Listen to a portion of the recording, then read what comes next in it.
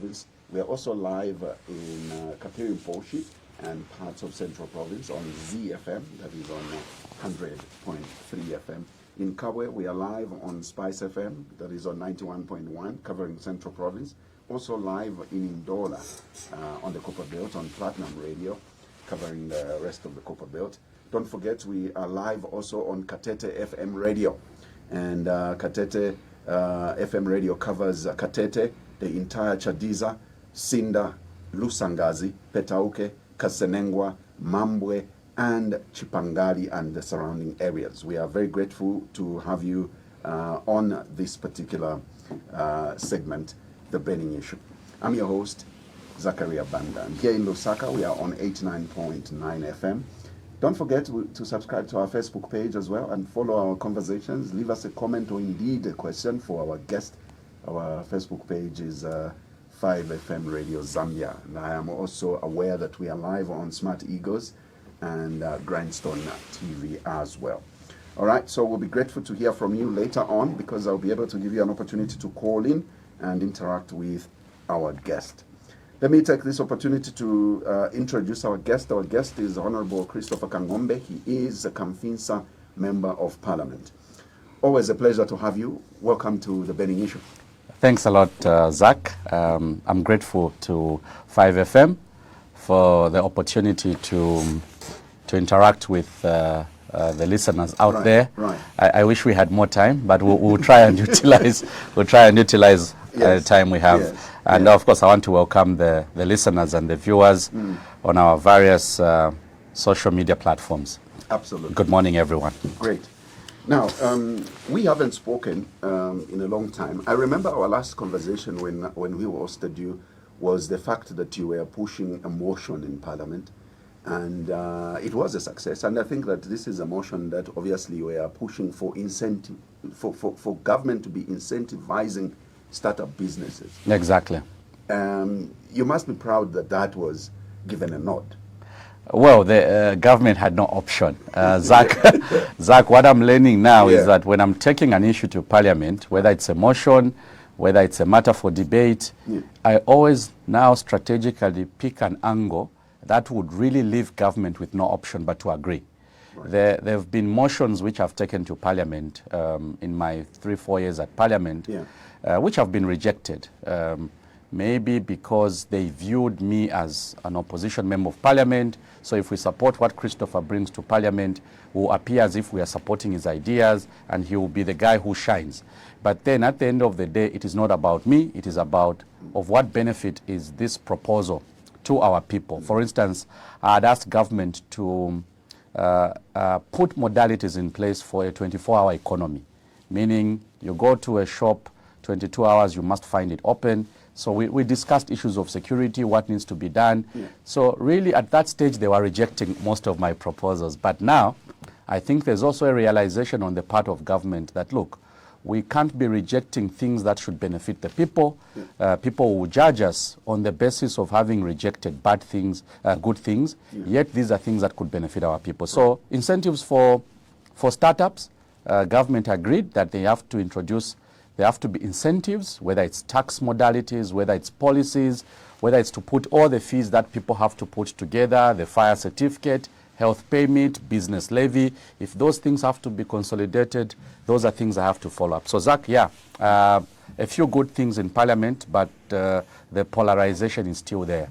We still have colleagues from the ruling party who, no matter how good a proposal is, they'll still want to reject it. And this is what bothers you. It does bother me. Because then you're pushing an agenda now that let's coexist and look at things regardless who is championing a particular ideas for development. And how is that going? Well, first of all, the concept is something that every Zambian should agree to, and I'm sure even those that are tuned in agree with me that we can do the politics the way we want to. Politics have been done for many years. And this problem is not just in Zambia. Go to the UK, you have the Conservatives, you have the Labour Party, you have the Liberals. Go to America, you have the Republicans. There's always this heated debate when issues have to be agreed upon. What is good for America, what is good for the UK. Even in South Africa, we have people that focus on politics. the history is the same in Zambia, where politicians focus on politics. And I'm sure those that are tuned in may be wondering, what is Christopher trying to say? What I'm trying to say is that regardless of your political party, you can be red, green, whichever color, yellow, red, and whatnot. Right. But when it comes to what is good for the health system of our country, everyone should be discussing how do we ensure that when medicines are procured, if 10 kg of medicines have been bought, we expect the 10 kg to be distributed in the health facilities. We expect that after a certain interval, people would have consumed the medicine to be better. What we should be discussing are systems. So regardless of which political party is in power, those of us in the opposition should be able to say, we think this could be done better. We think that you need to introduce systems in place that will guarantee that health care is guaranteed. So those are things that should define our politics. The issue, if the issue is how much maize should FRA buy, and I hope I'll be given time to discuss today, why should FRA, for instance, buy 500,000 metric tons of maize when we have produced over 3.5 million tons of maize? Where does the remaining 3 million tons of maize go? Are we going to have people exporting maize? Who's going to give them the export permits? Because, Zach, you can't export maize without a permit. Right. Who issues a permit? It's government. So when I come here on radio, I should not focus on discussing individuals. My focus here on radio, the 1 hour that 5FM has given me, the privilege Zambians have given me to listen, because imagine I'm talking to myself and no one is listening. This will not be of any value. So I come here on radio, I want to discuss what should be done to ensure that the remaining 3 million tons of maize is also procured, because why should farmers spend all their time, get support through FISIP, and not be able to sell their maize? That will be a problem. So ideas for development, the concept I'm trying to share is that whether you are PF, you are Socialist Party, you are Movement for Democratic Change, you are representing MMD or any other political party, let us define our politics by the things that affect our people. Yes, once in a while, people can try and bring in the aspect of personalities, but Christopher Kang'ombe will not misuse this opportunity. I only have 1 hour. I must be able to say, what do we do in our mining sector? And I hope that as we go into the program, we need to discuss what should be avoided in future to have the Muumbwa incident not happening again. Very unfortunate circumstances. We can't lose lives, Zach. Those are things that should define our politics. Absolutely. And it is on top of my agenda. And you better get into it. Exactly. Gold rush in Muumbwa. Lives have been lost. People have been injured. And there's a lot of talk. It's a burning issue right now. There's a lot of talk that government could have handled this better without necessarily losing lives. First of all, I'm on record, Zach. I'm on record as Member of Parliament for Kamfisa, asking the Minister of Mines, how many licenses have you given out to people that want to participate in mining? You know, sometimes when we go in Parliament and we're asking key questions, because if you don't have a license, Zach, then it makes it difficult for you to be able to do the actual mining under very safe circumstances. The reason why I've been speaking about licensing for our young people, it's because of this incident which we should have avoided. We don't have gold only in Muumbwa. My argument in Parliament has been, by now we should know where gold is. By now we should know where lithium is. By now, Zach, we should know where all our minerals are. 2 years ago, government announced that they had commissioned some study, some research, some technical assignment given to a foreign company to be able to do what is called geological mapping. Geological mapping, muchibe mbaktina alando kutila, ukuishibwa kwa ama minerals, ukuishibwa kwa omukuba, to know where the minerals are. The whole idea is for us to know, for instance, what happened in Muumbwa, Zach, could have been avoided. By now, we should have known that Muumbwa is rich in minerals. There are other mining companies operating in Muumbwa, apart from that area. So how do we let the locals discover the minerals without actually having a system in place that registers them? We put them in groups, then we give them a license, and then we come up with what may be called a gold aggregator, a government entity that will then be able to say, whatever you produce you sell it to us at this price. And then that gold is then given to Bank of Zambia to be able to have the reserves, because Zach, we should be having gold reserves. The local people that are participating in that Muumbwa gold rush could not have rushed for that gold if government were ahead of time. How could government have been ahead of time? Do the mapping, identify local people that have to participate, register them, put them in groups, allow them to dig out that material and sell it to a gold aggregator who then sells it to Bank of Zambia. That is the simple thing that we should have done. Government, in the couple of years we are coming from, Zach, you remember, created a company called the Zambia Gold Company. Yeah. Zambia Gold Company is not a foreign entity. It's a Zambian-owned company owned by the Ministry of Finance on behalf of the people of Zambia. How, when government changed, we didn't see the Zambia Gold Company establishing itself in the sector. And I know now there's been talk of can we reactivate it, and I'm told that now there's reactivation of the Zambia Gold Company to be able to buy and sell to Bank of Zambia. My point, Zach, is that there was no need to lose lives in Muumbwa. We should have done the mapping, and this is a challenge to other areas where we have. Remember, we had Sewage Light in Luapula. Yeah. The same thing happened. The locals had to descend on a piece of land where they found minerals. That is the job of government, finding the minerals, talking to the local people, telling them, here are the minerals, we'll allow you to provide the labor, we'll buy from you, and then we'll sell to Bank of Zambia. Simple thing that we should have done. In terms of the loss of lives, because maybe that's the question you asked me, could we have avoided people losing lives? I saw a headline in the Daily Mail that only 3 died, as if 3 is not a precious number. Lives should not have been lost. When government decided that they were going to move into Muumbwa to ensure that there's safe mining, that people do it correctly, there should have been some form of engagement.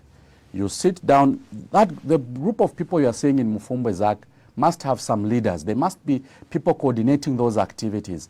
There must be a local leadership there. If people are traveling from Lusaka all the way to Muumbwa, from Kitwe all the way to Muumbwa, they are Zambians, they are at liberty to participate. But there must be a way in which we should have done the process of telling them, can you first leave this facility so that we give you licenses, we identify who we are dealing with, we agree on a system. This is a failure by government to be proactive. And I hope that there are lessons, because we've lost lives. Zach, imagine losing even 1 life. I think that it's unacceptable. And I hope that government will take responsibility. Responsibility is not just providing coffins. Responsibility means, can we put systems in place to ensure our people have value? If I'm challenged with money, Zach, and I hear that there's a place where minerals can be mined, I would have also gone to Muumbwa. And this is why government should be proactive. And I hope that any other area in Zambia where we have minerals, we want to see government being proactive, not just to prevent Zambians from participating, but to allow them to participate in more formalized entities. Interesting. Now, let's come back to Parliament, because that's where a lot of issues are happening. And of course, we are delving more on the contraction of debt by government, because government now needs to supplement the budget. Yeah. And the minister has brought this matter to Parliament. And there's been discussions. There's been a lot of talk around the fact that there's increments, I mean, in as far as taxation is concerned on certain commodities. But also what is key is that there's been an increase on investment as well, in as far as withholding tax on bonds and government securities. Now, let's first of all understand what this is about in terms of debt contraction for budget supplementation. Well, so for the benefit of our listeners and those that are tuned in on various social media platforms, so Parliament performs 3 duties. When you elect MPs, they go to Parliament, they have to do 3 things. Number 1, they have to pass a budget, because if there's no budget, Zach, there's no money to spend the following financial year. Number 2, we have to make laws. Number 3, we have to provide oversight. So oversight is Christopher Kang'ombe going on the floor in Parliament and telling government, this you're not doing correctly, can you do A, B, C, D? That is oversight. Right. Now, what has happened is that our colleagues in government, when they took over power, actually before they even took over power, there was this ideal picture they presented, that when they form government, they will not contract debt. Okay? And I want to be as factual as possible, because I'm trying to help people understand what we need to do and what we don't need to do. Right. Our colleagues then in the opposition emphasized that government had overborrowed. They were borrowing from China, they were borrowing from the Eurobond, the previous government was borrowing from different places. So they promised that when they form government, there will be no need to borrow. That was a tagline, that was a statement associated with our colleagues in the opposition. Now, they formed government in 2021. I'm a parliamentarian, and I know that for the last 3 years, actually 4 years now, every year the Minister of Finance comes to Parliament with what they call annual borrowing plan. Now, an annual borrowing plan is just like at home. You before you spend money, you tell yourself, we won't manage to afford a TV, we won't manage to afford new clothes for our children, so let's do a plan on how we are going to raise that money. Our income is not enough, so what do? Let's identify who can lend us money. Neighbor one, balaba neighbor tibatukongwesha kwendalama, balaba nenswaba bakubulaya tibatukongwesha kwendalama. So you come up with an annual borrowing plan. Zach, for the last 4 years, the government has been presenting in Parliament what is called an annual borrowing plan, meaning how government will raise money domestically. Domestically is what you are called government securities, ukukongola within the country. Right. Then there's external borrowing. External borrowing is actually what should concern the people, because these are dollars that have to be borrowed. Local borrowing is kwacha. You tell Bank of Zambia to issue a bond. If you have 100,000 kwacha, Zach, you lend that money to Bank of Zambia, then Bank of Zambia gives it to government to provide services. That is domestic borrowing. So for the last 4 years, this government has been borrowing. And you see, you asked me a very interesting question. What does it mean in simple terms? In simple terms, government has backtracked, first of all, on the promises they made that they will raise money domestically, that there will be enough money coming from the mining sector, there will be productivity in the economy, and because of those particular issues, there will be no need for government to borrow. That is the picture that was presented. Now, where we are now, Zach, is that we now have a lot of debt being contracted by government. So what is a supplementary budget? A supplementary budget simply means you've already planned on how you will raise money and spend it. Yeah. Then along the way, Mwasai Bukishati, we've overemployed civil servants, because these are the issues. The payroll for government has increased. Okay, Zach, we need to put things in context. The payroll for government has increased. If you want to employ more people, it means that you have to earn more money to support the workers. Okay, right. So in order to support those aspects, the wage bill for government, in order to support government expenditure on specific issues, because an annual borrowing plan has income and it has expenditure. So what we've basically been doing in Parliament as opposition members of Parliament is to remind government that, one, you did promise that you will not be able to borrow, but because you are borrowing, why can't you look at other sources of raising money internally? And that is where taxation from the mining sector comes in. Zach, there is no country across the world that doesn't get enough taxes from the money spinner. What is Zambia's money spinner? Where do we get the bulk of our money, Zach? It's the mining sector. That is where we should have taxation. And I'll need a lot of time to come and explain how government has given incentives in the mining sector in the last 3 years. Now, government has argued, no, we have to give them incentives so that they invest. No, government. What makes people invest in the mining sector is the attractiveness of the price of copper. If the price of copper is doing fine, Zach, even if taxation is high, the mining companies know that they will still recover their money. So what I see in the mining sector is that, yes, there's investment taking place, but government has been blackmailed by the investors in the sector. They have been telling government, if you don't give us incentives, if you don't reduce the tax rate, we will not be able to invest as much. So for me, what I was expecting government to do is not to start hammering these other sectors, because I've seen that taxation now, government has again backtracked. They've increased taxes on quite a lot of different sectors in our economy. So I hope that as we go back to Parliament tomorrow, which is a Wednesday, we need to go and have a conversation around taxation. We need to bring up this issue of, should we tax the mining sector more, or should we tax citizens more? Should we raise the taxation on mobile money, or should we increase taxation on these various products that we are getting from the mining sector? So simply put, Zach, number one, government promised they will not borrow. They've continued borrowing.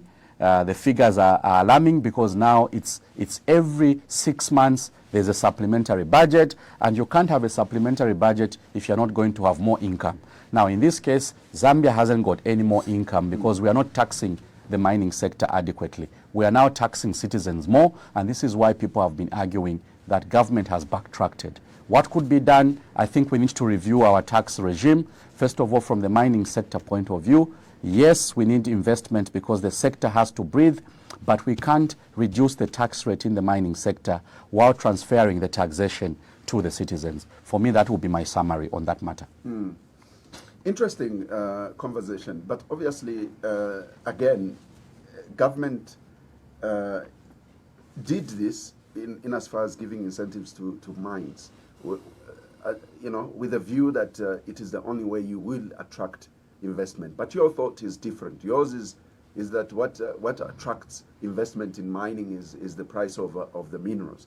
Yes, but look, that's true. But look, the argument can also be the fact that there may not be stability in the price of the minerals, and so what happens when prices drop? These are problems I think that we've experienced in the past, where mining companies, would present and recorded losses, allegedly losses, because the copper price had gone down. Then they would complain about how the tax regime was not stable and so on. Again, the argument also by economists that look, when Minister Msokotwane was minister in the Upia government, 2008, he did what he has done now. Give away money to the mines. I know it's tax, but give away money. He did this before, and it worked, I believe, and I'm told that it actually worked, because obviously copper production had gone up, but we went down again under the PF, because the tax regime under the PF was not attractive enough to investors, and that's where I think we saw a lot of arguments around companies not making profits, and under declaration, obviously, of profits and so on. Now, my understanding now is that there is also another sector that says we as government, as Zambian people, we should now begin to start owning some of these mines. And I think it was also strong on Mopani that whilst Zambians are owning 100%, we could have used Mopani as a pilot project where Zambians can really own a mine and be successful. Do you think that we missed that opportunity? Do you agree? Well, Zach, you've raised two issues. Yeah. One is whether the current tax regime will bring in more investment. Yeah.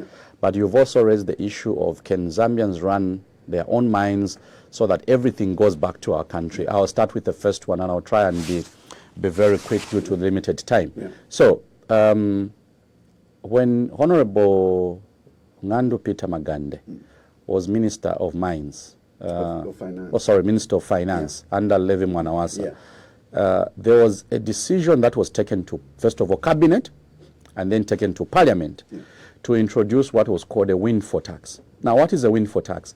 A windfall tax is basically you as government saying, if the price of copper goes up beyond the normal rate, okay?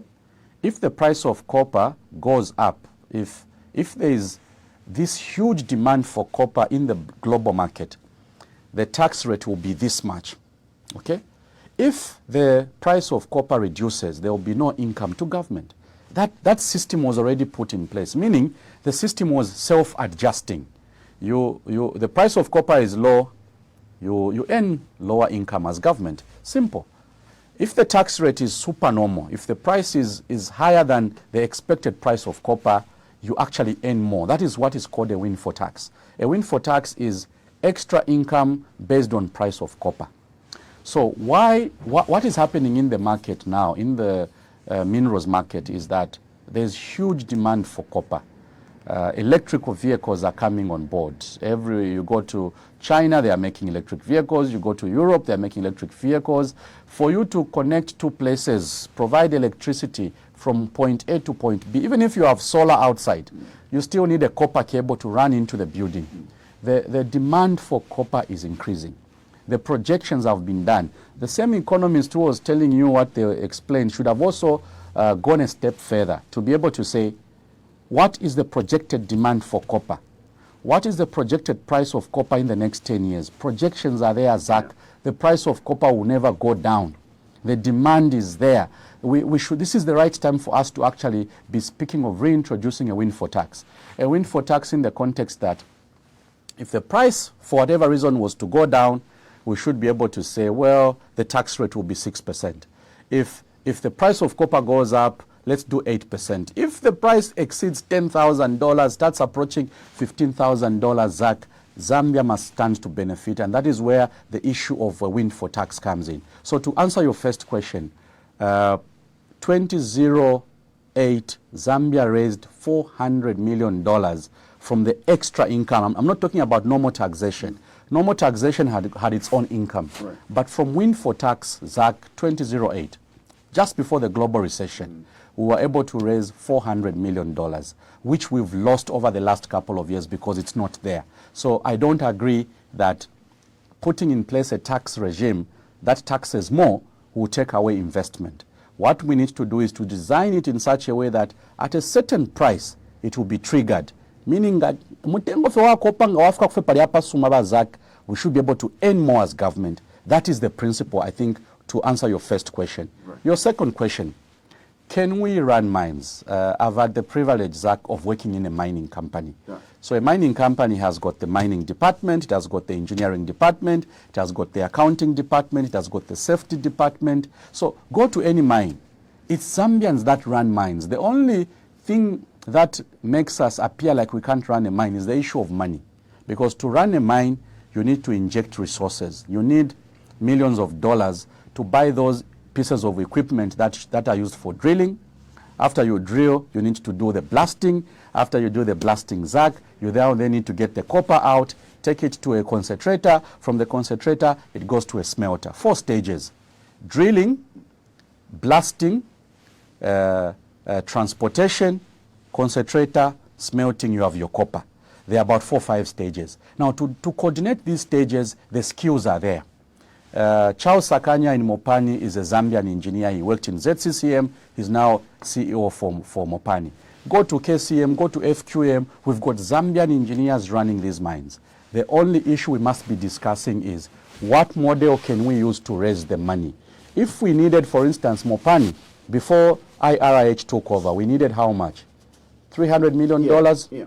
Zach, $300 million.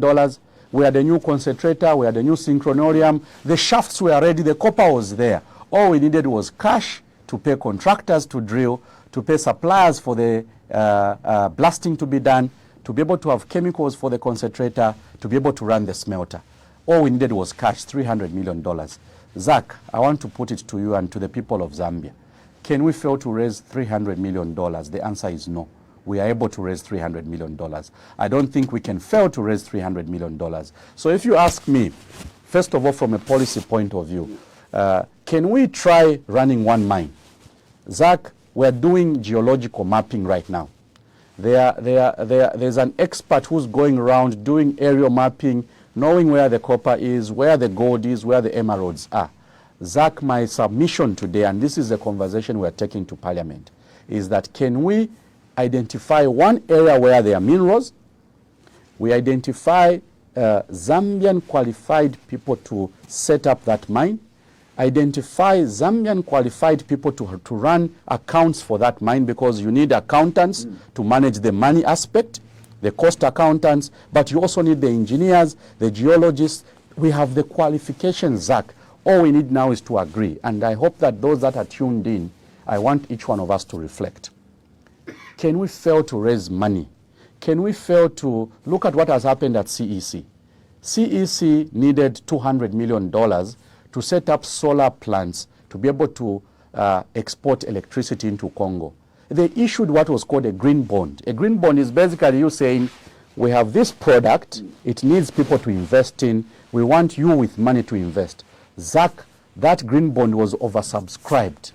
People put in money, $200 million was raised. So I'm asking myself as Christopher Kang'ombe, having worked in the mines, I'm a qualified engineer. I've seen young engineers, old engineers in the mining sector, KCM, FQM. Zambians are running mines. The only thing we've not been able to confront as a conversation is how do we raise money to run the mines? Because the only thing foreigners beat us to is that where they are coming from, $500 million can easily be raised. But we can also do it. That is where the accountants, Zach, invite some of these accountants, invite some of these economists to come and discuss. Can we fail to raise $500 million to set up a mine? Zach, my submission as Christopher Kang'ombe is that we have equipped Zambians with skills. The University of Zambia, we now have UNILAS, we have CBU, we have ZICAS. People now have been trained in, people have different skills. What we should be discussing now is, okay, these current mines have already been sold to our colleagues who are investors. The resource, since it is there, since we know where lithium is in Mapatizia, since we know where the minerals are in Muumbwa, can we say this shall be reserved for Zambians? Can we try running this mine? For me, that is what we should be discussing. Interesting. Let's get down to another high income earner for this country, agriculture sector. We are aware that we have recorded a bumper harvest, if I may say. Yeah. But this is July. Yeah. And we're getting into August. August, it simply means that people need to start procuring for themselves agricultural inputs for the next farming season. Exactly. And now we haven't had much. First of all, the floor price by FRA came late. Yeah. And worse off now the purchase of the maize. What could be the problem? Maybe this is why. Maybe that's why they want a supplementary budget. Maybe that's why government is looking for money. They don't have money to buy the maize. You think? Zach, that could be the only reason. Okay, my immediate reaction. Yeah. If I'll start with FISIP. Okay, so in Parliament, we told government, because government in 2022, 1 year after assuming office, they wanted to abandon FISIP. The IMF and all these cooperating partners, those that are offering financial advisory, told government to abolish FISIP because it was taking over $500 million, okay, just to buy farm inputs for our people to be able to do farming. So we told government in Parliament that, look, from a policy point of view, you can't take away a program that produces 80% of your maize. So Zach, in 2021, at a time the change of government was taking place, Zambia produced 3.6 million tons of maize. The same amount that has been produced this year, 4 years later.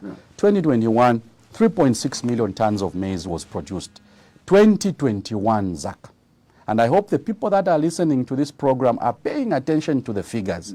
2021 amataba twakwanisha okukwata muno mukyalo yali 3.6 million tons in 2021. 80% of that maize was from FISIP, meaning you provide inputs to small-scale farmers, you allow them to grow their maize, and then after harvest, you start buying back that maize. And then you realize we've produced 3.6 million. Then when you start adding the numbers, you realize 80% of that 3.6 million is actually FISIP. Meaning, from a production point of view, FISIP is a successful program. Yes, our farmers per hectare, they need to do more because they are not producing the yield Chila farmer, yes, now but pay 80%, but per hectare, I don't think we are getting more. We can do more. We need to increase the yield. And I think there's a motion that I have taken to Parliament, Zach. The motion is asking government to put modalities in place to ensure that the yield per hectare is increased. So that is a conversation for another day, Zach. When I come back, we're going to discuss how we can get the yield to increase. But simply put, Zach, 80% of our maize comes from FISIP. So we produced 3.6 million in 2021. The colleagues that are running government today, we warned them in Parliament. We said, look, don't over-export, okay? Don't over-export, because when you have 3.6 million tons of maize, you think you have a lot of maize. And then FRIA decided to issue what are called, Ministry of Agriculture decided to issue what are called export permits. Meaning people formed companies, they started exporting maize into Congo, into Tanzania, into Kenya. Zach, we had a problem, and I'm sure the listeners remember, we had a shortage of maize. We ran out of maize, we started begging for maize. Because we oversold our maize. The same thing is going to happen this year, and we've told them in Parliament. I'm on record as Christopher Kang'ombe, and I'm going to take this conversation back to Parliament this week. You know, when we're advising, I don't think there's any malice intended. I don't think even where I've sat here for the last 40 minutes, Zach, I'm here to discuss individuals. I'm here to discuss policy decisions. I'm here to discuss things that affect our people. Right. So government has announced that they are only buying 500,000 tons of maize, Zach. Meaning, out of 3.6 million which has been produced this year, government will only buy 500 to 600. Zach, that is a problem, because FRIA will now leave 3 million tons of maize with small-scale farmers and others that have produced the maize. Zach, what do? Government only buys 500 and you're remaining with 3 million. And government says, we don't have the money to buy beyond 500,000. We'll allow others to buy. Zach, what that means now is that we are going to see foreigners that have got a higher financial muscle coming into Zambia, buying the extra 3 million tons of maize. The 3 million will cross the border. Zach, if the 3 million crosses the border and we are remaining with 500,000 tons, which FRA is calling strategic stock, meaning amataba fet yale fwa kamuno mchalo ni 500,000. Zach, the danger is that we would have exported the 3 million tons of maize. The commodity called maize, which a miller needs to produce maize, of course, millers will buy a bit of the 3 million, but the bulk will go across the border. Now, if the bulk goes across the border, Zach, we're going to have a challenge to do with how much maize is available for food security. Again, the price of milling will go up. So I'm linking the supplementary budget with what is happening. I'm suspecting that government has a challenge with enough money to buy the maize, and that is why they are saying, "Twalashita 500,000, iyo imbi 3 million, chila muntu afuida fwa kwa kushitisha." That creates a problem, and I hope that this is an issue government has to attend to. So, Zach, the delayed procurement of maize has nothing to do with moisture content. That's what they said. Atamataba na yakwatisha menshi, echo tabale shitila amataba kuliba shibuli mibali. Aba alimini amataba, those that planted maize, no. Moisture content can't be the reason. The reason why government is not buying maize is that they don't have the money to buy the maize. And I hope that as we look at our expenditure, as government looks at its expenditure, I hope that we could get more than the 500,000 tons of maize. Now, I would want your comment on the fact that there was a report released. I think that was by Mr. John Lungu, the advisor. I think it's a policy advisor to the president. A report that indicated that the UPND government had actually attained 90% of what they promised. Now, give or take, they could be right. They could be right in the sense that the economy currently looks like it's getting into the direction of stability and probably heading better, in the sense that obviously it's not artificial that the kwacha is gaining against major convertibles. It's not by design that the fuel price is dropping. So there was a statement, and I think this was in Parliament, that whatever it is that government is doing will see prices go up first and then begin to reduce thereafter. And we're seeing also the price of middle meal dropping. I think these are major three issues that I thought I should say, well, they could be right. So Zach, very quickly, I know we are rushing towards 11. Yeah. I'll start with the price of fuel. Yeah. I was expecting an apology from government on the price of fuel. Zach, we warned in Parliament. That is why when you are in government, take the submissions from the opposition, pick out what is key. Opposition MPs will say a lot of things. Yeah. Okay, Christopher Kang'ombe will say a lot of things. Mtoto Kafaya will say a lot of things. Brian Munduvile will say a lot of things. But someone should sit in a certain office, away from the cameras, and they must start picking issues. When Christopher says this, out of what Christopher has said, out of what Christopher Kang'ombe has said, government, there must be an office of government. Even right now, I'm on radio. The immediate reaction should be, let's respond to what Christopher said. No. The immediate step government should do is, from what Christopher has said, can we pick out something of what we need to action? Yeah. For 3 years, we told government in Parliament that you can't have one company, okay? You can't have one company being awarded a contract to clean up the Tazama pipeline.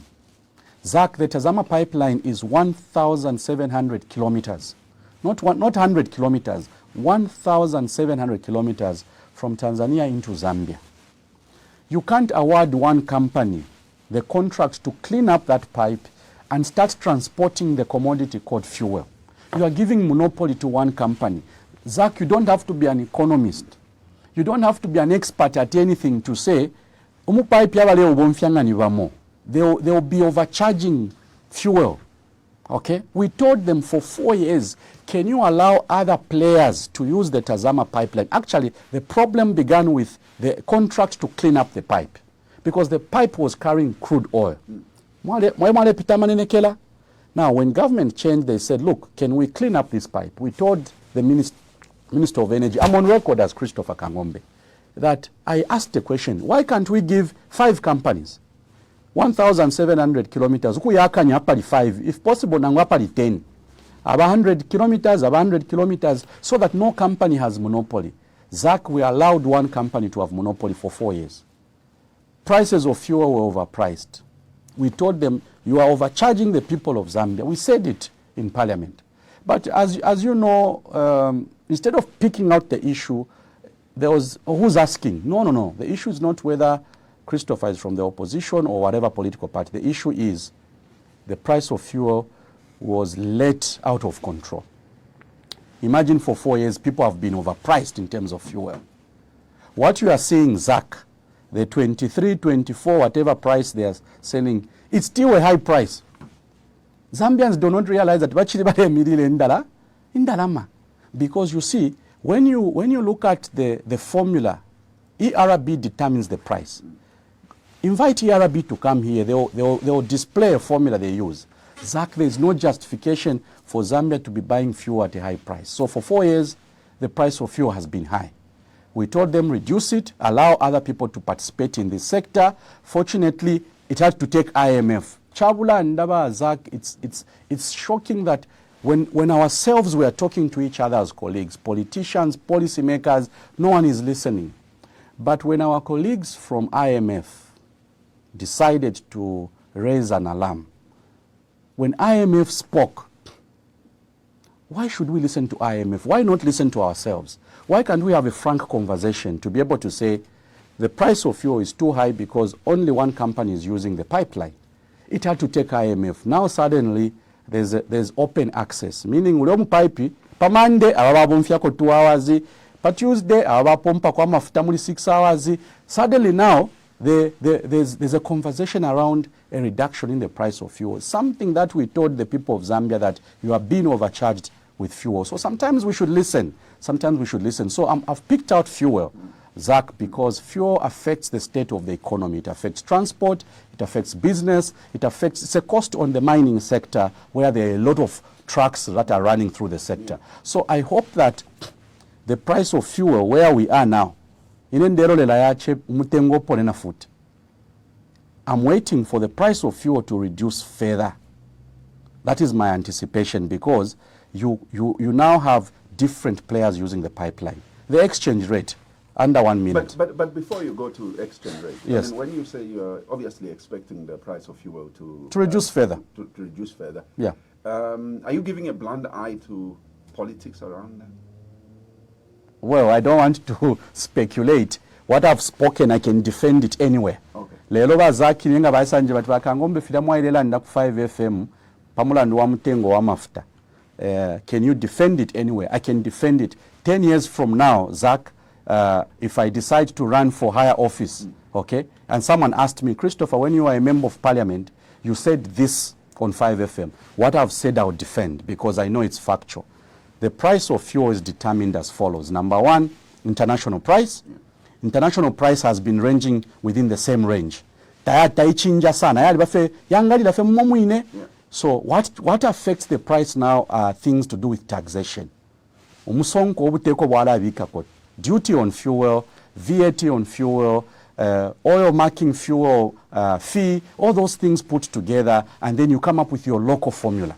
Now, the local formula, Zach, is what has affected the price of fuel. And that is why government today, Zach, can tell ERB to announce a price of fuel which is lower, because that Tazama pipeline now, which is not the only pipeline bringing fuel. You have truck drivers bringing fuel, but because the Tazama pipeline has an influence on the overall picture, the price of fuel was adjusted. So politics, what not, I don't know. Someone else will come and talk about that. But for me as Christopher Kang'ombe, my submission is that we allowed this problem to grow.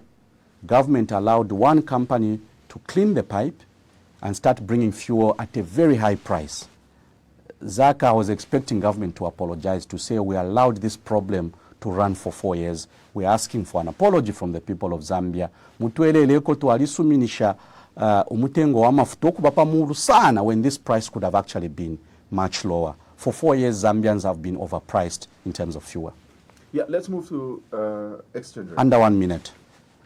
Zach. We still have a couple of minutes. Oh, we still have. Not quite. Don't worry, we still have a lot of time. So Zach, yeah. Exchange rate. You talked about the outlook of the economy. Right. So the exchange rate, which is basically how much kwacha you need for forex, how much kwacha do you need for a dollar, how much kwacha do you need for some rands, how much kwacha do you need for some euros. Zach, you do recall, and the figures are there. To get the correct exchange rate, there are two things that have to happen. Number one, we need to reduce imports, meaning meaning we should start manufacturing most of the things that we need. Now, what I was expecting the Zambia Development Agency to do, and the Ministry of Commerce, and this is forward thinking, is for them to be able to list down what are the top 10 things we import. If you're 2-3 months, we need $1. Because the reason why the kwacha is under pressure, why it has always been under pressure, Zach, is that we use our kwacha to buy dollar to bring in things into our country. If you don't ipangila, trade kings, imagine na sopo nga import. Zach, imagine if even just ordinary tissue we are importing from outside, the kwacha against the dollar would have been crazy. So we need to ask ourselves, what are the top 10 things that demand the dollar? Okay? This is information, this is what we should be discussing with our colleagues from ZDA. So out of those top 10 things, we must then ask ourselves, what can we manufacture? Fish twingala panga locally within Zambia, so that twilafwa ya kwacho kulashitamo dollar, so that we can buy things into Zambia. That is why the exchange rate is a mess. Okay? So today I'm looking at the figure, it's 24.5. Okay, Zach, we can agree here, we can pretend here that 24.5 is fine. At our dollar we no we need to ask ourselves, how can we get this 24.5 exchange rate for the kwacha against the dollar to move slightly further down? Okay, can we get it below 20? So that if I sell vehicles, Zach, I live in Kitwe, I must be able to say, I can't quite take 100,000 kwacha. Kala mpela $5,000, I can buy 2 small cars, bring them into Kitwe, sell them to those who don't have time to go and get their vehicles. It's good for business. So if you ask me from a layman's point of view, number one, can we increase the number of things that we can manufacture locally? Isentufuailikishe pali fifintofo tuona wilapo impia ifirenga turebula kwacha tuamkushita dollars to bring them into Zambia. What things out of the 10 ifibeta muchusungwati import substitution. Import substitution means instead of importing, start making the goods locally, start providing skills locally. Why should we bring expatriates to come and work with our engineers in First Quantum Minerals in Kansanshi?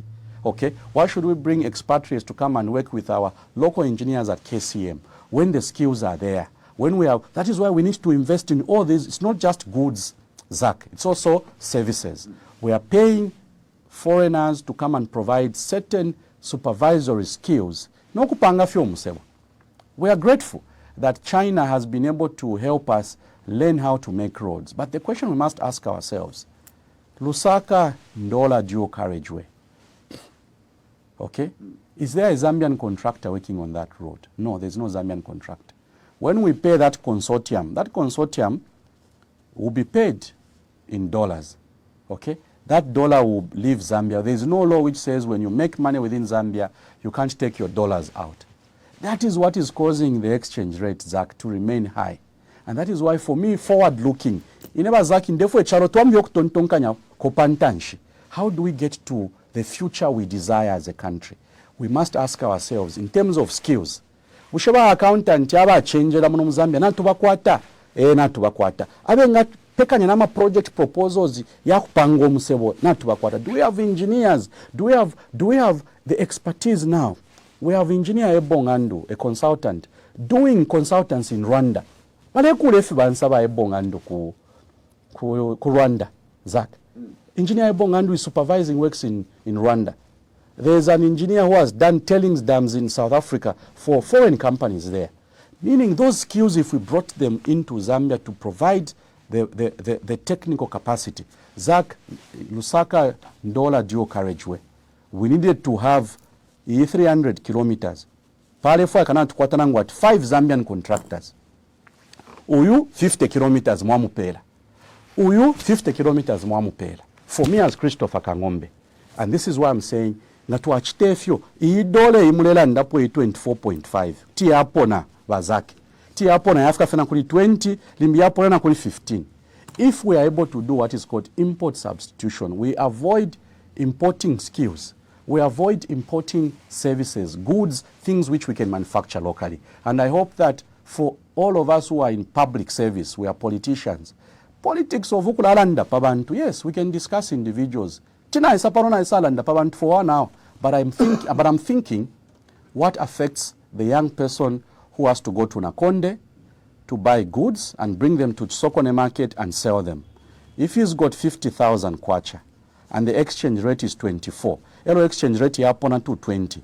Zach, that supplier has benefited because he'll be able to sell goods and services at a much lower price and there'll be more profit. So currently, Zach, you've asked me, has government performed by bringing the exchange rate to 24? No, 24 kwacha, 24.5 against the dollar, Zach, is still high. It's still not good for business. We need to strive. Let's strive for excellence. Tuiralumbe fintu ifitafira afika apa kulumba. Apa kulumba tuke salumba. Pali 24.5 penaba Zach tatu alumbe because government will become complacent. What we expect government to do is to ensure that we get to the lowest possible exchange rate which will be good for our people. So would you say the UPND government has achieved 90%. Awe tabalati. Tabalati. Bachiri okutali. Bachiri okutali. Let's then, before we invite our listeners, let's touch on something that I think that it's time we equally discussed it. This is the issue of infrastructure. Yes. There's a lot of talk around, especially opposition leaders that are challenging the UPND government, that they have not been big on infrastructure. And this is obviously, sometimes I find this argument not so good, because then if your comparison is that, look, you have not done much in infrastructure, look at what the PF did when it comes to infrastructure. Yeah, but we can't all be in government for infrastructure purposes.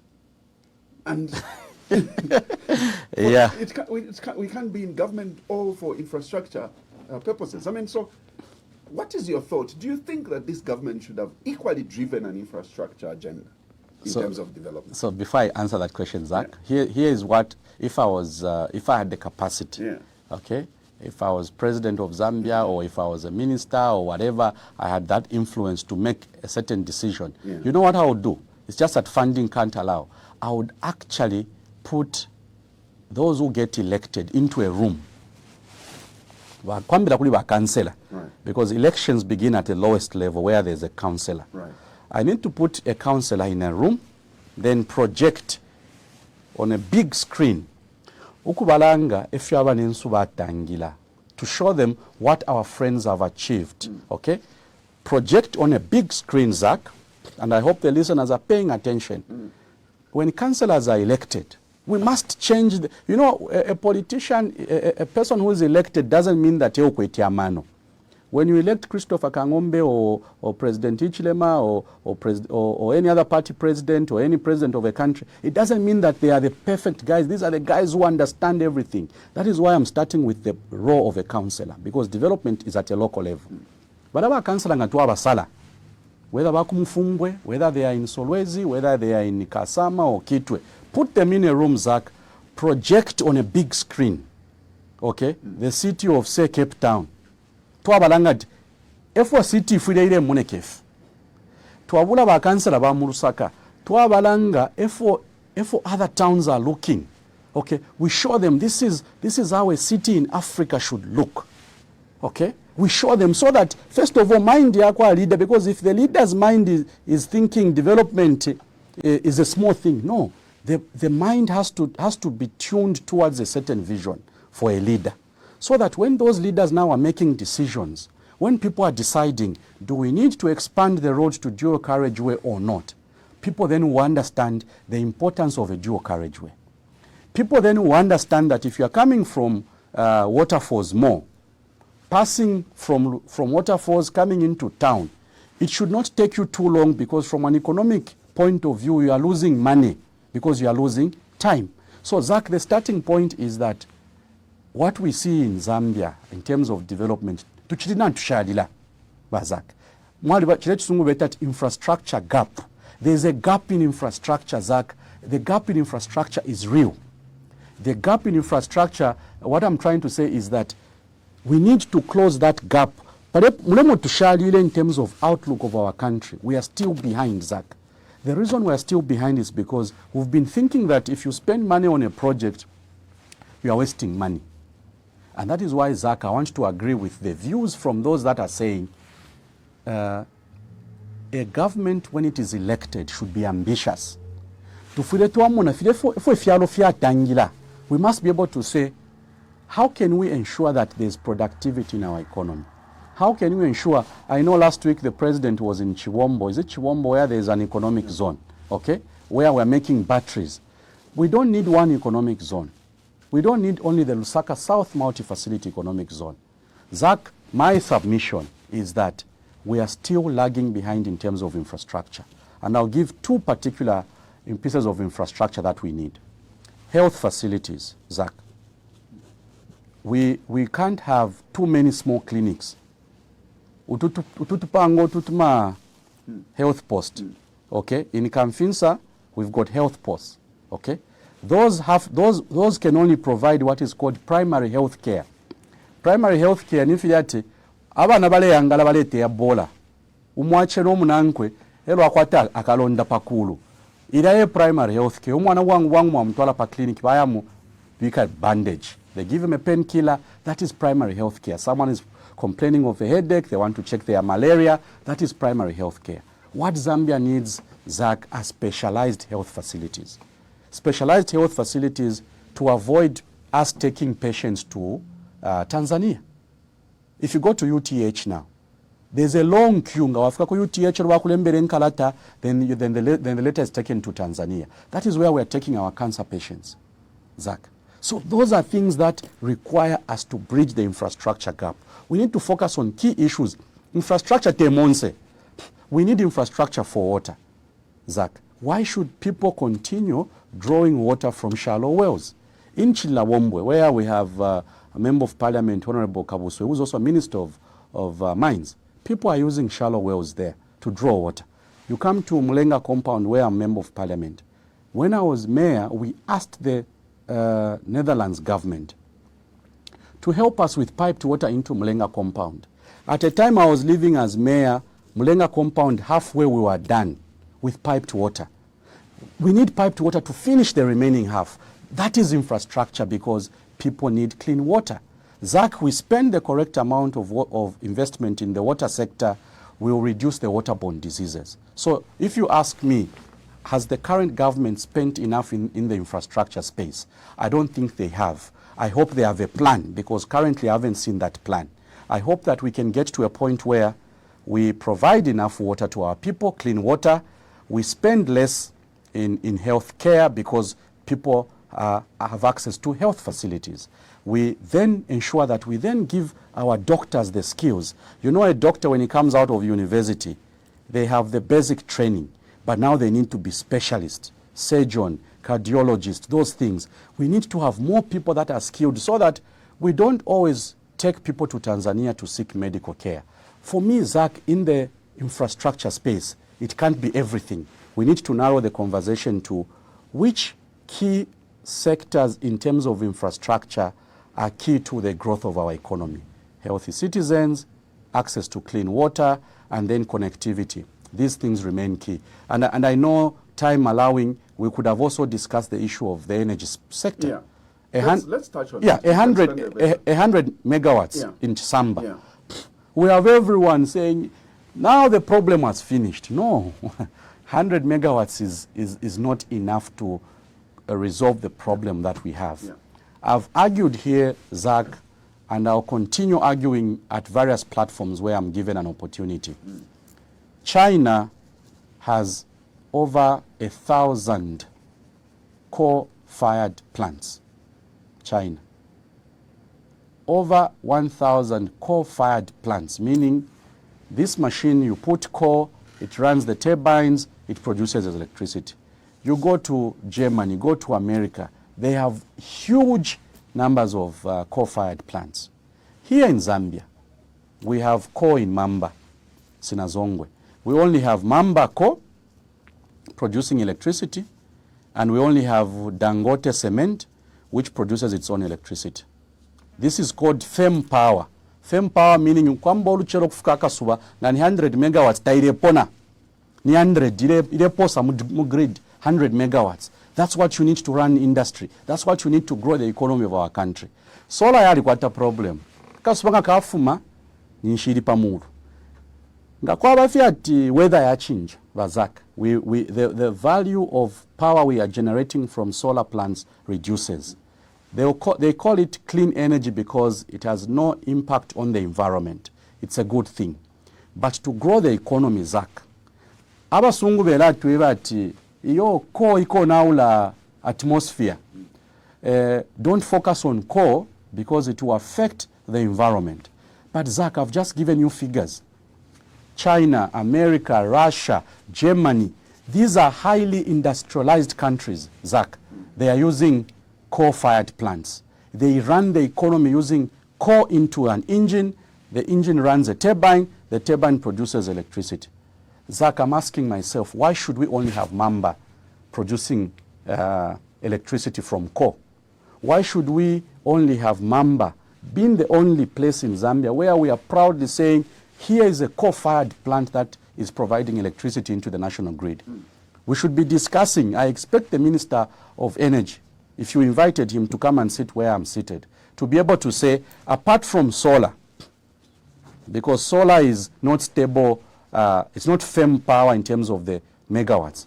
I expect the Minister of Energy to be saying, apart from Mamba Core, we also have 2, 3, 4, 5 people that are prospecting to set up coal-fired power plants in Zambia. Because if we have more coal-fired power plants, Zach, we're going to have firm power. Firm power means if it's 300 megawatts in the morning, it's 300 megawatts in the evening. That is stable power that can grow the economy of our country. And these are conversations we should be having without discussing personalities. And that is why, for me, the concept of ideas for development comes in. We should have a conversation around how do we ensure that we get the right investment in the energy sector. Investment teba sungu. When we say investment in the energy sector, we are not saying, can we invite people from Russia to come and set up a coal plant? We are saying, can we issue a bond? The way CEC issued a green bond, Zach, CEC wanted $200 million. And they announced, $200 million, we set up a solar plant to be able to sell electricity into Congo. Zach, within 1 month, $200 million yakwana. So I'm seated here, I'm asking myself, accounts if are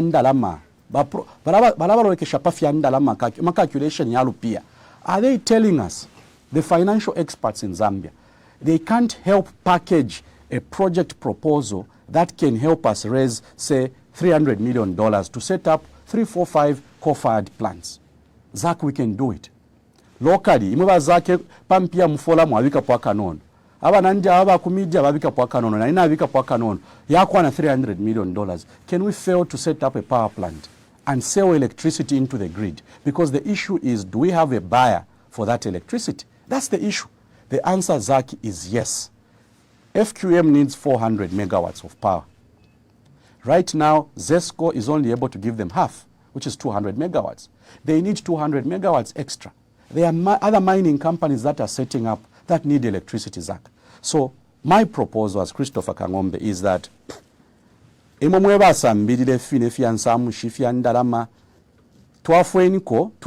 how much money we need to set up 5 more coal-fired plants. Tell us how much more we need. I know we have the Luapula River, Zach. Yeah. Luapula River alone has potential to generate 1,200 megawatts. Up to now, there is no power plant that has been set up on that Luapula River. Luapula River taikama. Kwa baby mane ikama le luamensheko yali mapata kuli. Luapula River draws its water from the Congo River. It always has water in it. So I'm asking myself, are we saying that the investment can only be in solar? Will solar be enough to run the economy of our country? All these machines that need stable electricity, kwamba luchelonga need 200 megawatts, yeposa 200 megawatts. Are we saying we can't do what is called an energy mix? Just apart from just Mamba. Ka ili ashidionso wabuteko ngaisa pamula basalanda Mamba yalamba, Mamba ili ashidia Mamba natupuisha. We want another coal-fired plant in another area. Oh, we can't just have only one coal-fired plant. And who's funding that coal-fired plant, Zach? NAPSA. Akampani kabutekwa kale itwa NAPSA. Ekengishe mwendalama mumamba. Meaning, ulupiye Zach nalawekela kumula shikuja shidiandalama. The money is there, Zach, provided we agree that we can raise the money. And for me, my challenge, Economics Association of Zambia, Engineering Institute of Zambia, the private sector, let's avoid looking to investment only from foreign entities. If we package the proposal correctly, we show the numbers correctly, we tell people we set up a coal-fired plant, we'll raise the money that we need. Zach, we are going to see a lot of Zambians participating in these key sectors.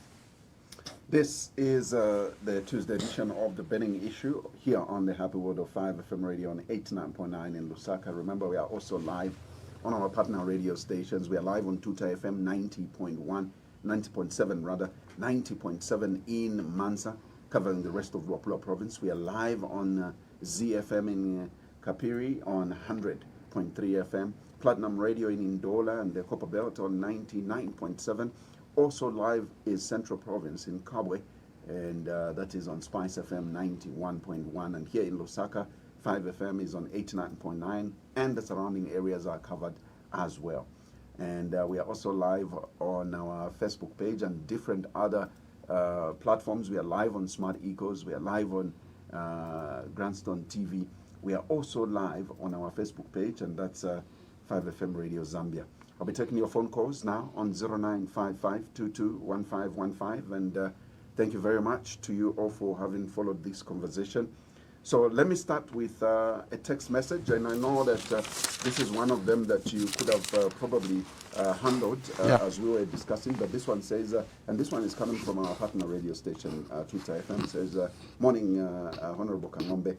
As a member of Parliament, what is your position regarding how the Sujilite saga in Mansa Srokochembe area was handled and the subsequent announcement that Sujilite had been depleted?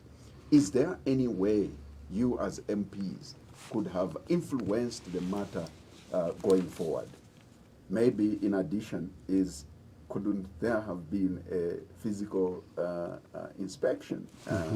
It's a project. I mean, Parliament, you do go around through the committee, you know what I mean, through the committees. And I think that that's a question very valid.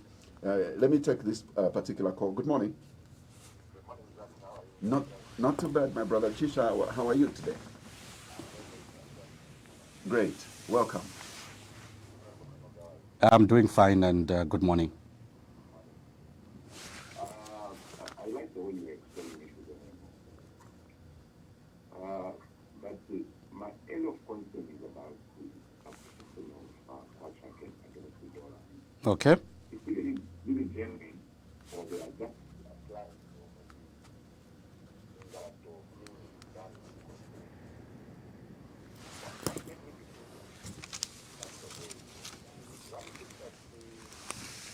the same application of the Kwacha is not put down to the commodities on the market.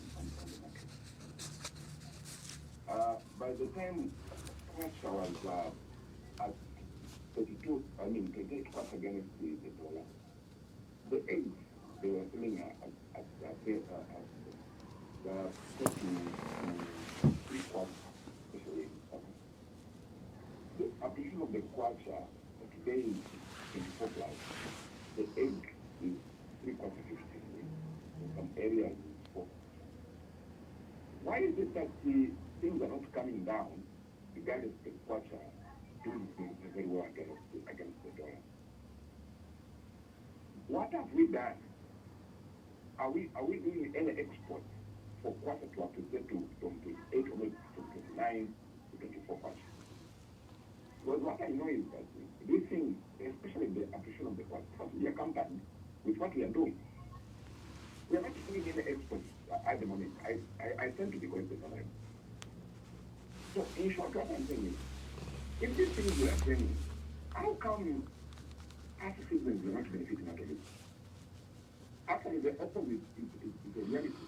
Things are keep on going up when Kwacha is appreciating. To some extent, I agree with you, and the government, they're not supposed to be comfortable to say we have managed to bring Kwacha from 29 against down to 24. They should remember what happened before they even formed government. Kwacha against dollars by that time 17 Kwacha. For me, even the president made a promise to say we are going to bring Kwacha against dollar to 5 Kwacha. So if they are going to celebrate, let them bring it down than it was at that time. So that we can even feel like that. For sure they are working. And like I said before, let us feel the application of the Kwacha as what on the ground. Let it not just be on paper. Because for now, for me, it seems that it sounds like that's still it was we are not benefiting anything out of it. Thank you so much. Thank you, Brother Chisha. We really appreciate your contribution. Let me take one more, and then you can respond. The number is 0955-221515. That's the number you are calling us on if you'd like to be a part of our conversation this morning. Let's take this one. Good morning. Good morning. I'm very well. How are you today? Good morning, sir, and how are you? You said your name is... You said your name is...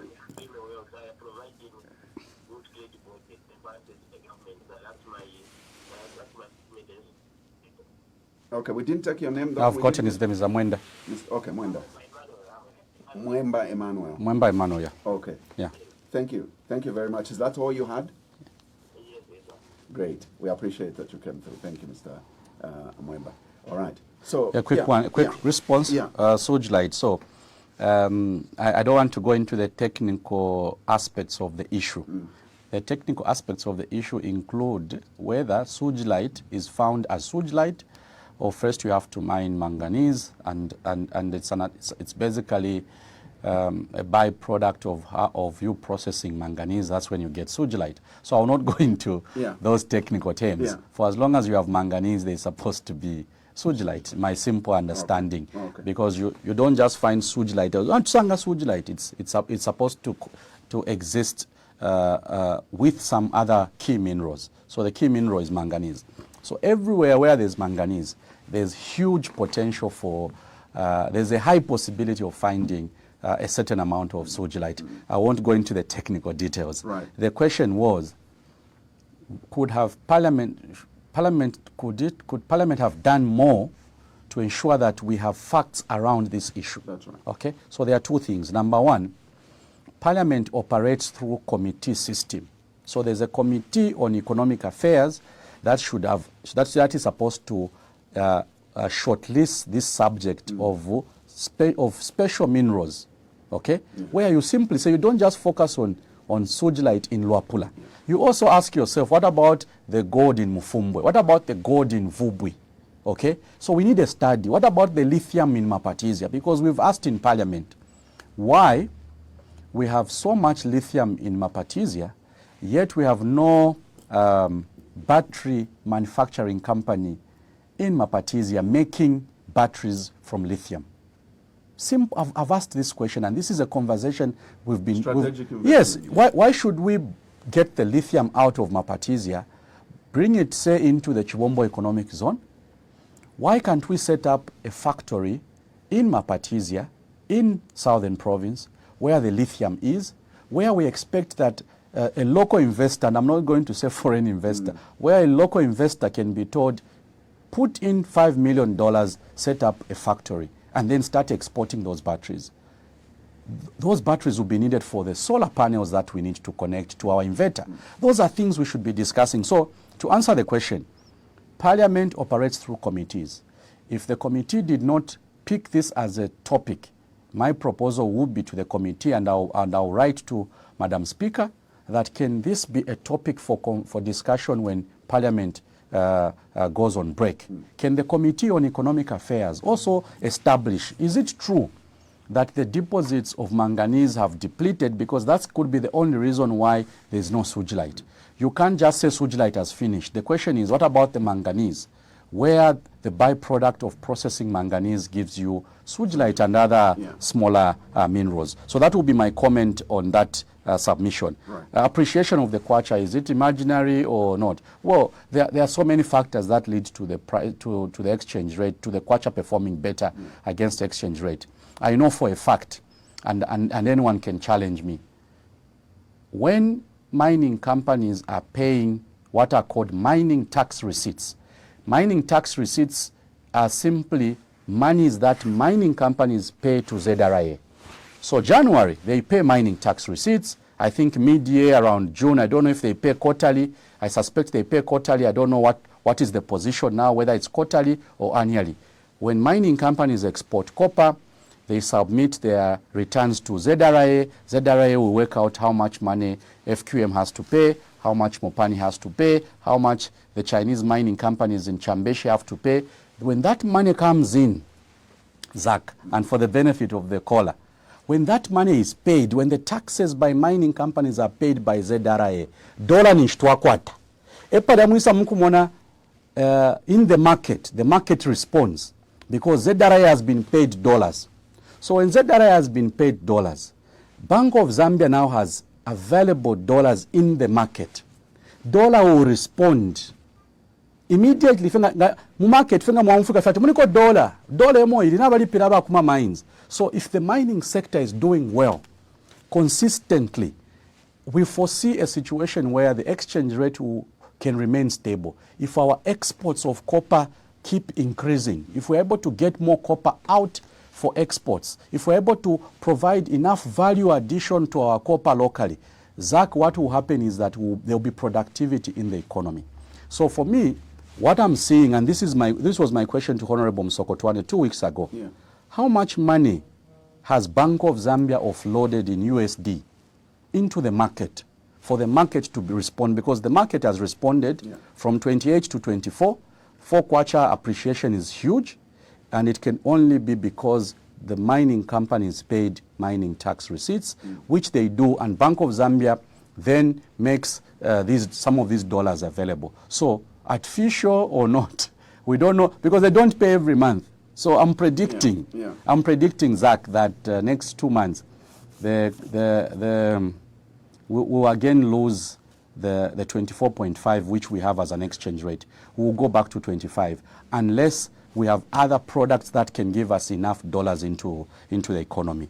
Lastly, there was just a comment by Emmanuel Mwemba that this is how we should provide checks and balances. I want to repeat, I want to be on record when I'm no longer active in politics, that when I was given an opportunity to be in leadership, I avoided wasting people's time.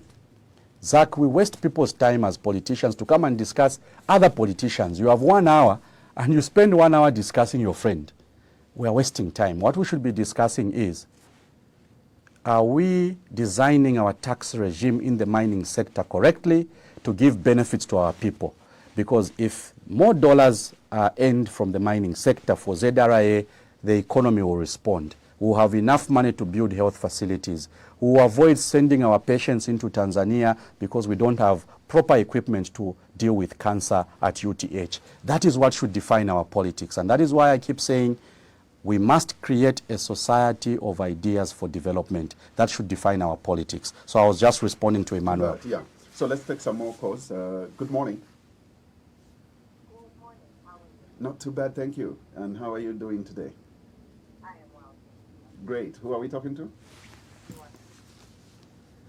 Come again? Mianda. Mianda, we appreciate you calling. Please go ahead. Okay, thank you. First, I'd like to say thank you very much, Honorable Kang'ombe, for actually.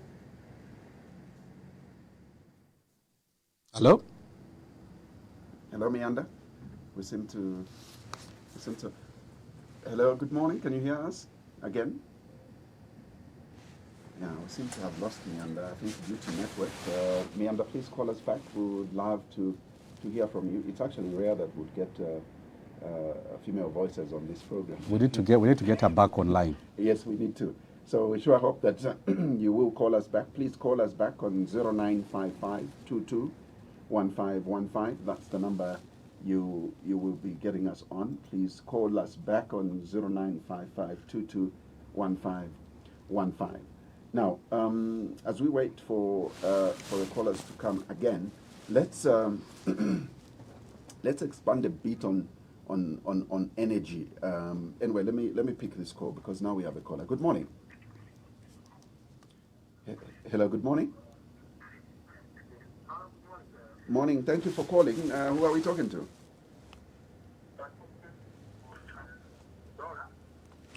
Your name again? Chanda. Okay, we seem not to. Yeah, we seem not to be. I think your line is cracking. Please just maintain some position so that we can constantly hear you. Yes, please go ahead, sir. What about you? Yeah, but much better. We can hear you now. Okay, this is Chanda. Yes, Chanda. Good morning, Vachanda. Twatotela.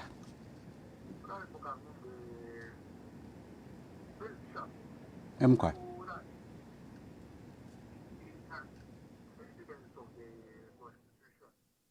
Mm-hmm.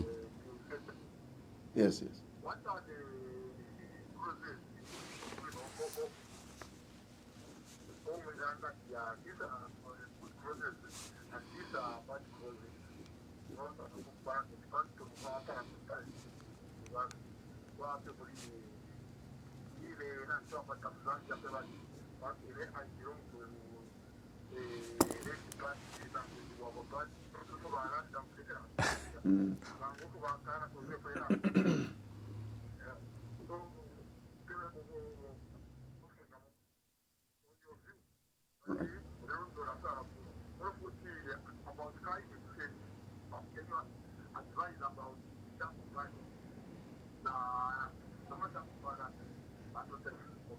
Okay, cheers, Dr. Ramkwai. 0955 221515 is the number you're calling us on. Let's take another one. Good morning. Tauka bwino tasenza bwino. Tikamba na wandani.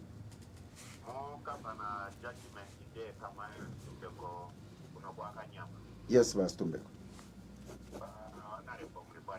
Nilichabe mushe.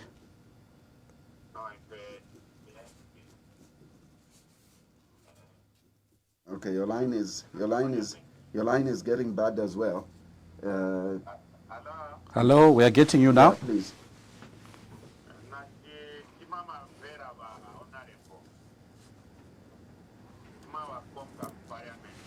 Okay.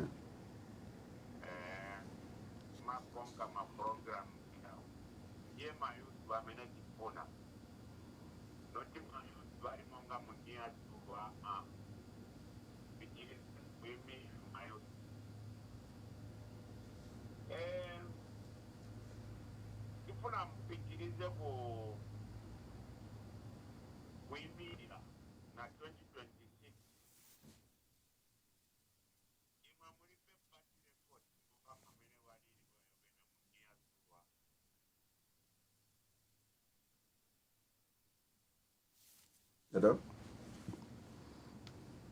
Well, we seem to have lost him on the way, but we got the information at least.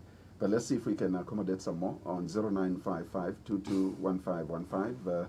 The network doesn't seem to be our best ally today, but let's try. Let's try. If you can come through, we'll appreciate. Let's pick this one. Good morning. Good morning. Sorry, my line is not defined. Is that Meander? Good Okay. to have you back. Please go ahead. Thank you. So, Mr. Kang'ombe, Yes, please. I align your ideas and your view on investment. But my question is this. We are currently in a position where you can see where the opportunities lie. And given that Zambia is a liberal economy, you are also in a position to actually bring together a consortium that helps to develop investment opportunities for the citizens of Zambia. Okay? Yes, okay. My question is, why have you done this? Come again. My question to you is, you are in a position to see the investment opportunities and the fact that people of Zambia can actually plug in.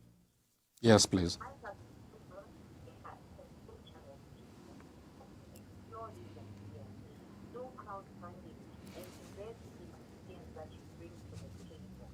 Given that we are a liberal economy, that Yeah. doesn't necessarily have to wait for funding. Yeah, it's true. To make things happen. So why haven't you done it? I mean, I know there are a lot of us out here. If you did begin to put those agendas where we're saying, let's bring people together, let's bring money together for them. I'll look at your Muumbwa mining. Yeah. Yeah. It's the first time I heard this. I asked the question, why are people putting money together? Why is it Yeah. leading this agenda? Do we need to wait for government to lead this agenda for it to come to life? Why haven't you done it? Very important question. Thank you. Okay, Thank I'll you, respond. Meander, and we appreciate you finally came back. Right. Maybe let's. Yeah, let's I'll respond start to with her. Meander. Yeah.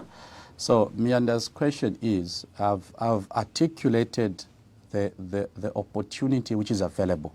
Energy sector, there's huge opportunity. Mining sector. Mining sector, the resource is there. The challenge is how do we get the monies together? So I've seen this opportunity. Why haven't I pushed or used this position which I have? So let me give an example. For people to put money into a crowd fund, what she has referred to as a crowd fund, it will take maybe two things. Number one, I'll use the CEC model. So the Copper Belt Energy has reputation in the energy sector. Okay?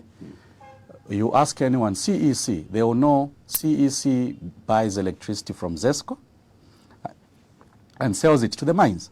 So from a historical perspective, even before privatization, CEC was Copper Belt Power Corporation. It was a parastatal. It has always been associated with buying power from ZESCO and selling it to the mines. So when CEC announced that they have engaged an investment bank, they have invested a financial advisor, they have engaged a broker, it was easy for people to be able to say, here is a player who's already associated with the sector. And it was so easy for people to say, how much do we need to raise? $200 million. It was so easy for big boys to quickly put in money because they knew that, one, the product had value, but also they were dealing with an institution that is established in the sector.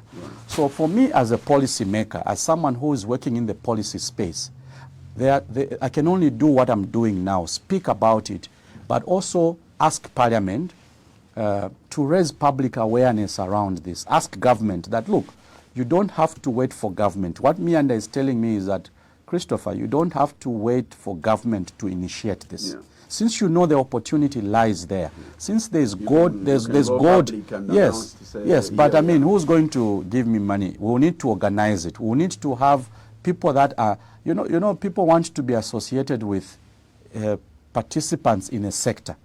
So what we may need to do is, so what I'm thinking is, to respond to Mianda, maybe what we need to do is, those of us who are like-minded, me, Mianda, and others, should be able to say, guys, can we meet, incorporate a company, package our proposal, ask Lusaka Stock Exchange if people can buy into this, because I was asking for the green bond for CEC. I wanted to buy share. I wanted to invest in that green bond. I was told it's already closed. People have already oversubscribed.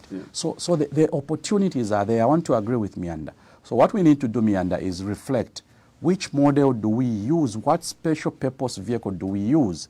It will definitely not be a Christopher Kang'ombe model. It has to be a model of you, me, others who are like-minded, who are going to say, can we incorporate a company?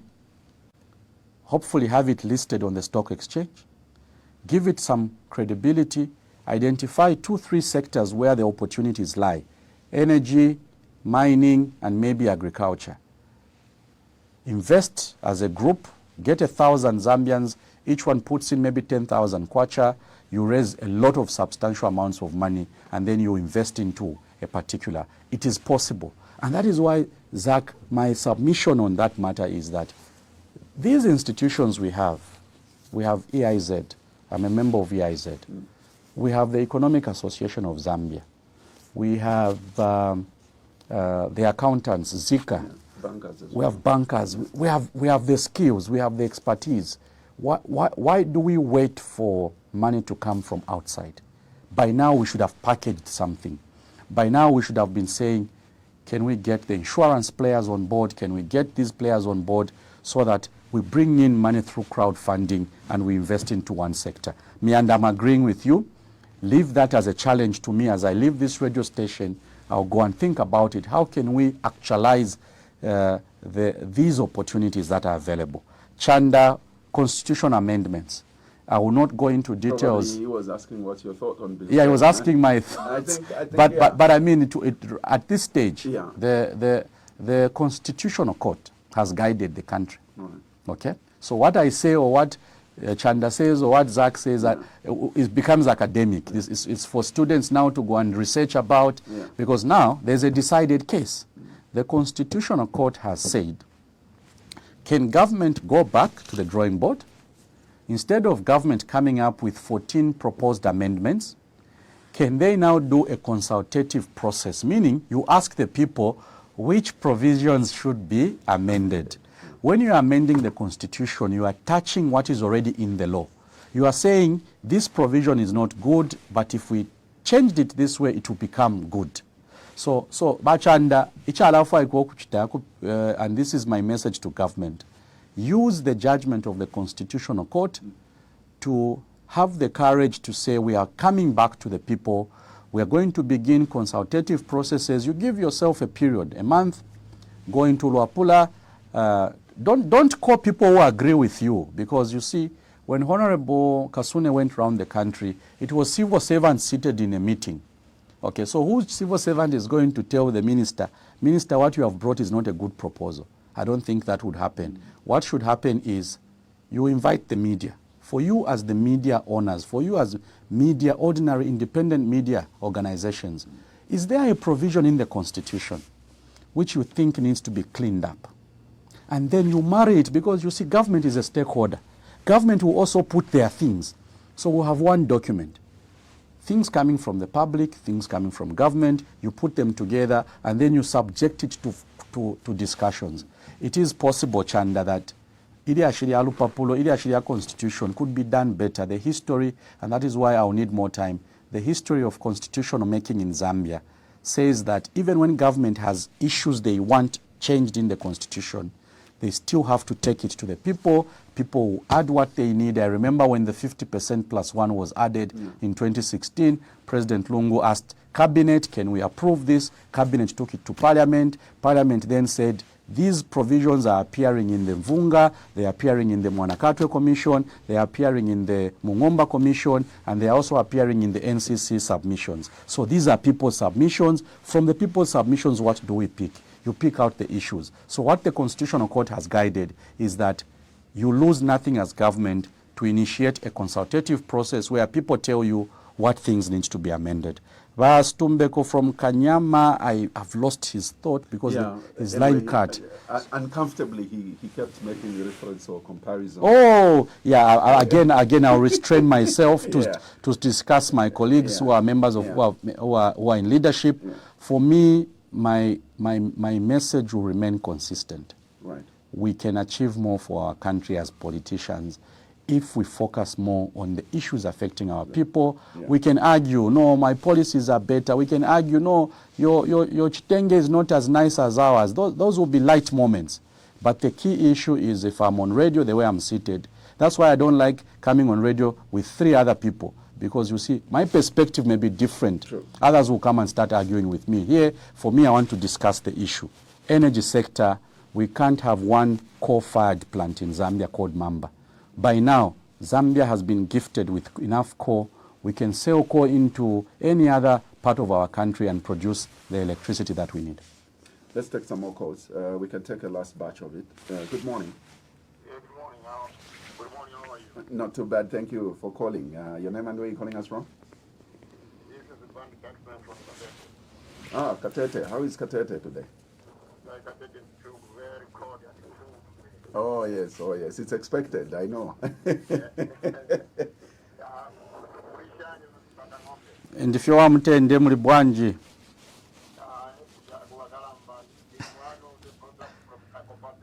Okay. All right, thank you.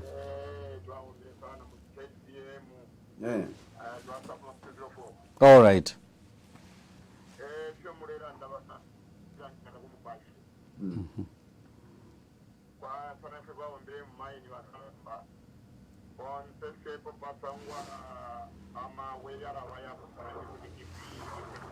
Yeah.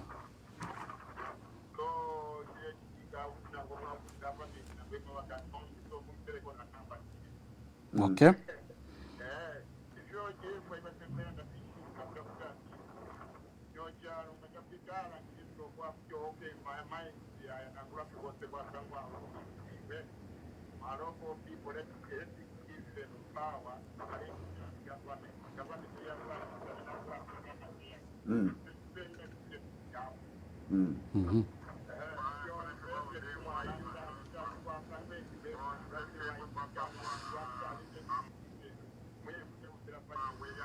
Yeah.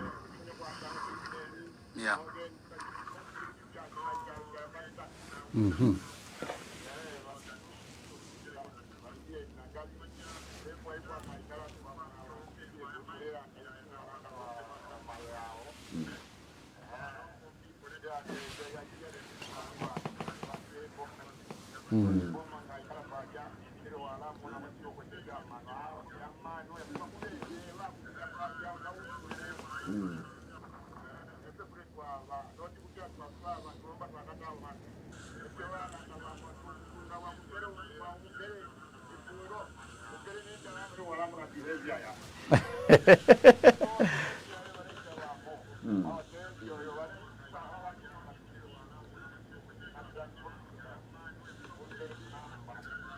Okay, twala mpela. Tera mkwaye. Atibaanishi nana futi. I didn't get your name again. Naba kwata pa kulemba namba tubapeli apa peli.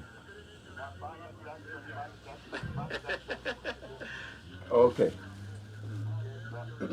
Namkwata pa kulemba namba ba Jackson.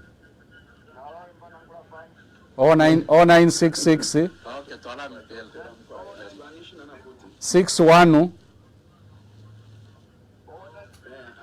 61 90 75. Okay, thank you. Thank you, Rabban. Thank you. Thank you very much. There you have it, all the way from Katete. And yes, we are live as well on Katete Radio.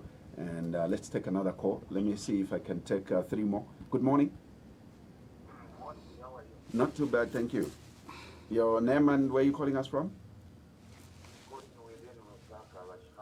Rashmage, please make it quick. We are almost winding up.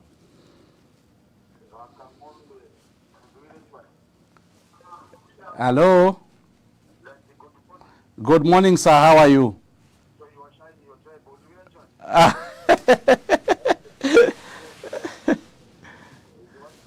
One Zambia, one nation, sir. Mm-hmm.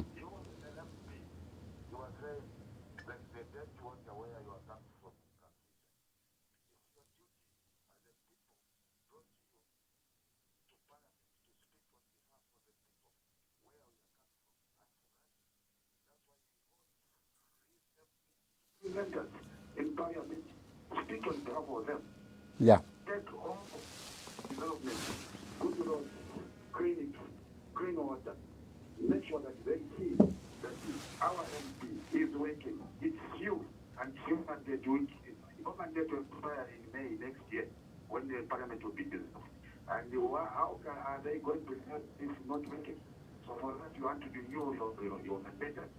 It's up to people from your consulate. Yes, sir. Thank you so much. Thank you. Thank you very much. Let me take another one on 0955-221515. That's the number you're calling us on.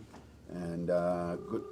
Well, we lost it, but call us back if you can on 0955-221515. Let's try another one. Good morning. Tauka. Mwauka bwino emwe. Tauka. Mtumira kuti. Zina? Sepiso. Okay. Sepiso. 1 minute, please. Good morning, sir.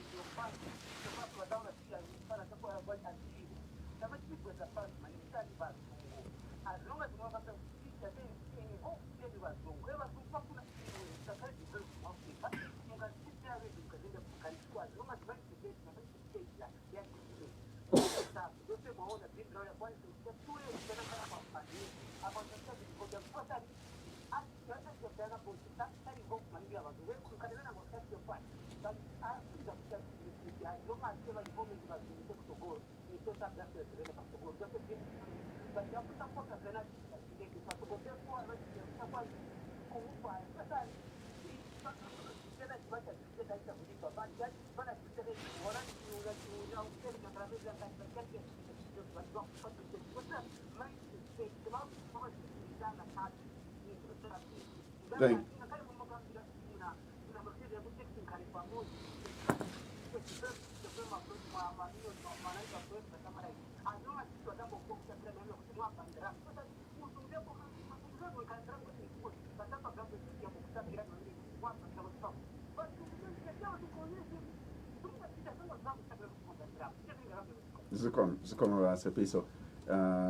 let me just take a few, not necessarily that you should react to all of them, but Yeah. let me just accommodate as many. Good morning. How are you today? Great. Your name and where are you calling us from? From Mansa, Mishek. Please go ahead, sir.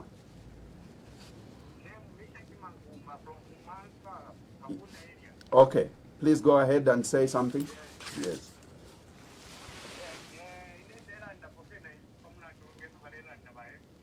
Mm. Mm.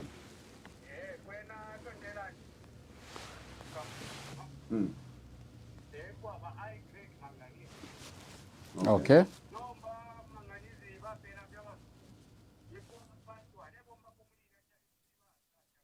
Mkwai.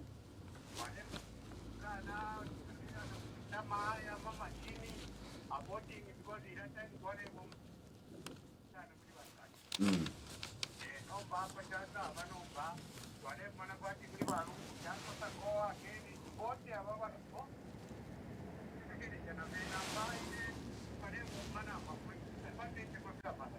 Mm.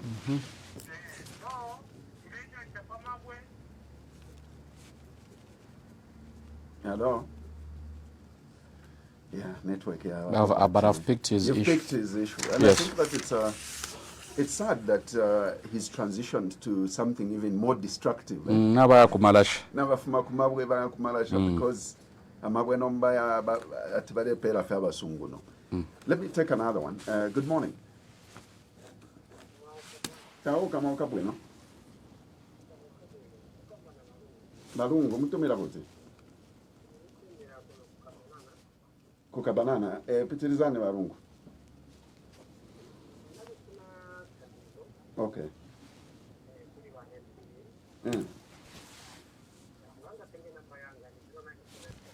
0977 74 61 51. Baza kutumirani. Okay, baza kutumirani. Ziko Magwela nchito. Right. I just have about 4 minutes, but then let's use that for us to respond, to wind up as well. Okay. So Katete, there was a Mr. Banda, an ex-miner from the Copper Belt who was relocated to Katete. Yeah. He talked about the fact that minerals coexist. You can't find copper alone. Within copper, when you process copper, there's cobalt. Right. When you process manganese, there are other key elements. So he was basically saying it's not possible that Sujilite will finish if the manganese is still there, which was actually my point. My point was since you don't mine Sujilite as a mineral on its own, you simply first mine the base metal, the key metal. The key metal is obviously your manganese. So as you do that manganese, there must be other minerals. And I want to pick it up from what Mishek from Mansa said, that they used to do some form of artisanal mining, because mining is at 3 levels. There's artisanal mining, there's small-scale mining, and the large scale. The large scales are these FQMs, the Mopanis, the KCMs. These are large-scale mines. Below small scale is artisanal mining. What you are seeing in Muumbwa, what you are seeing in Central Province, we've seen video clips of people going there with handheld tools. What we are seeing in southern province, where we hear there's lithium, that is artisanal mining at a very small scale, but of economic value to our people. For me, my challenge is to the Ministry of Mines. When I asked the minister in Parliament, how many licenses have you issued? He gave me a long list of people that have, companies that have been given licenses. But you see, where we get it wrong is that we give people a license in certain cases, but you don't equip them with the tools, the equipment they need to do the actual mining. The young people in Muumbwa, some of them have been calling me, saying, help us buy, there's a gadget that is used for detecting gold. It's called a gold detector. Right. Everyone wants that piece of equipment. It's a small thing. You ask, where is government in that space? Because government should bridge that gap, the gap between the interested young person who wants to do mining and the tools that they need. So that is where government has to be proactive. So my challenge to the Ministry of Mines, can you first of all decentralize your work? You can't have Ministry of Mines at headquarters here, Zach, and one bureau in Kitwe, another bureau in Solwezi, it ends there. Or another bureau in Choma. We need bureaus everywhere where there are minerals. We need a bureau. We need Ministry of Mines to be present to help our people participate in this sector. Give them a license, train them into the actual mining, tell them to sell their copper, their gold to an aggregator who must be a Zambian company, and the aggregator should take the gold to Bank of Zambia. That will raise our reserves as a country. So I hope I've answered the question for Mishek, who unfortunately has now decided to go into charcoal burning. I hope that answers his question. The role of MP Bashimagi in bringing development, I mentioned the issue of water. CDF can do a borehole, but it will not resolve the water problem. What we need is millions of dollars into a water network. We treat our water from Kafue River. We run the pipes into Kamfisa constituency. We give people clean water. If we do that, Zach, we will not spend a lot of money on health care because our people will have access to clean water. Lastly, Sepiso from Garden City, he talked Garden House, he talked about greediness by those who get elected.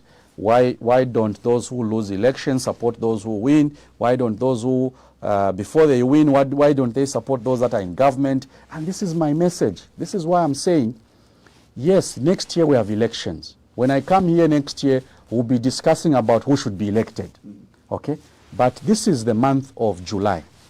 Our elections are in August next year. We're not even yet in August this year because we are almost 12 months to an election. Should I spend my 1 hour discussing an individual? My role today is to discuss policy issues, to discuss budgetary allocation, to challenge government to do more because they are not doing enough. For as long as we tell government everything is okay, they will remain complacent. Our role as opposition is to tell government, you are not allocating money to the key sectors. You are giving mining licenses to people who are not giving skills. Can you give licenses to our people, but also provide them with the equipment? That is the role of a member of parliament, and that is the duty that I'm performing today. Interesting. Your concluding remarks? Well, my concluding remarks, I want to thank 5FM once again for the opportunity to interact with the listeners. We need to create a society of ideas for development. Zambia can achieve what it has to achieve, provided those of us who are given the opportunity to be in leadership, we do the correct thing. The correct thing is to pay attention to the needs of our people. If the issue is the participation of Zambians in the mining sector, we need to tackle that issue. If the issue is access to proper health care, we should not just focus on those 2 small health posts which are being built all over. We should then be able to say, how many other specialized health facilities do we need in Kitwe, for instance? How many other specialized health facilities do we need in Northern Province? The Michael Chilufya Hospital in Mpika, it has not been complete to the level that it should be complete. It now needs to be transformed into a specialized health facility so that people don't travel from Mpika just to come and be attended to at UTH, only to be told that you'll be taken to Tanzania to seek medical attention. For me, these are things that concern our people, and I want to thank those that participated for making this session very interactive. see you next time when I'm invited by 5FM. I'm very grateful, Zach. Thank you. Thank you. And we appreciate that you spared your time to be with us and to be with the people out there.